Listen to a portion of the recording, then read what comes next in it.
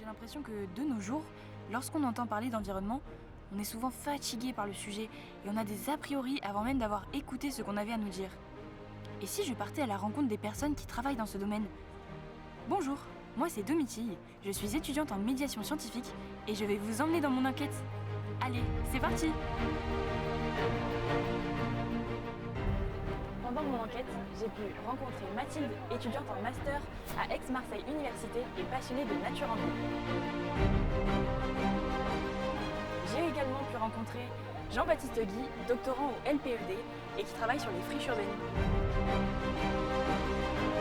Enfin, j'ai pu rencontrer Espoir Bouvier, chargé de projet réserve naturelle régionale au service parc, espace naturel et biodiversité au conseil régional de PACA.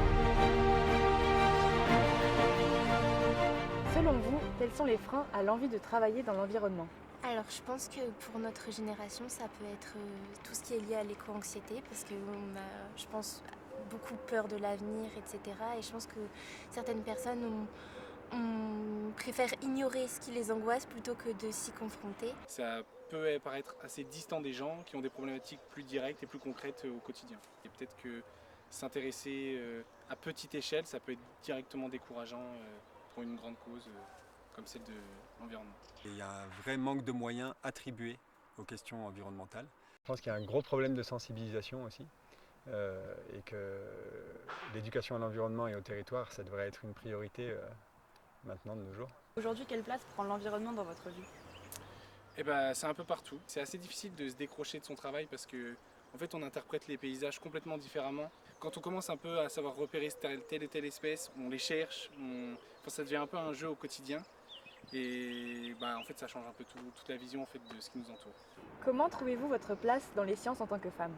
Alors ça a toujours été, mais je pense que c'est parce que j'ai toujours été dans des classes où il y avait beaucoup de filles.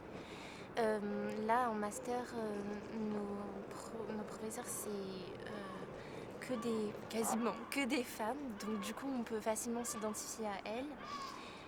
Je pense que peut-être ça aurait été différent si j'avais été dans des milieux plus masculins ou dans les écoles d'ingénieurs où on pousse plus les hommes à aller et du coup où il y a plus d'hommes. Comment êtes-vous perçu par votre entourage qui ne travaille pas nécessairement dans l'environnement?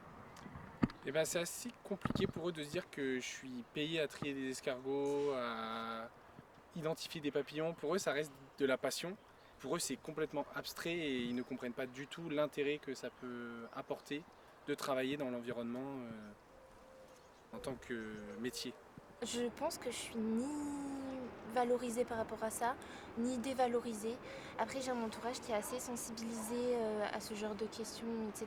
Je suis d'abord perçu comme un militant, comme quelqu'un d'investi, comme quelqu'un d'insistant même, parce que je lâche pas, je suis un peu un pitbull de l'environnement.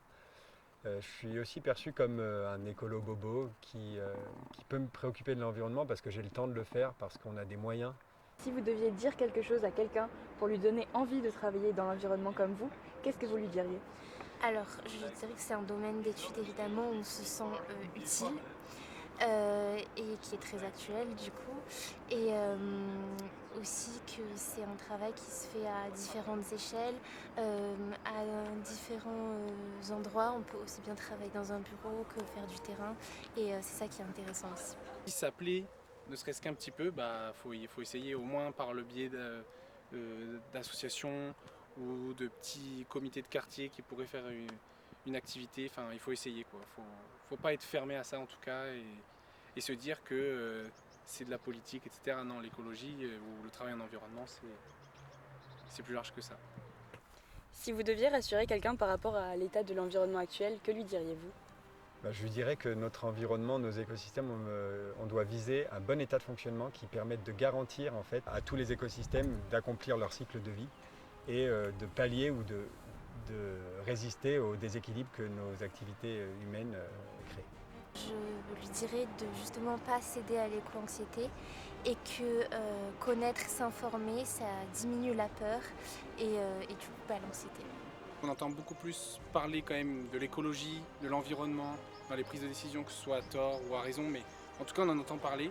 Donc je pense que c'est ça qui peut être rassurant, c'est de se dire que ça commence quand même à rentrer et il faut juste laisser la société s'adapter en fait à cette crise et à s'y intéresser plus profondément. Ce qui sera important, c'est que vous, les jeunes, vous soyez le ferment d'un changement de paradigme entre essayer d'arrêter d'opposer culture et nature et essayer également de ne pas opposer le vivant humain et le vivant non humain. Si on prend conscience que ça, c'est la source de nos maux, on aura déjà beaucoup avancé.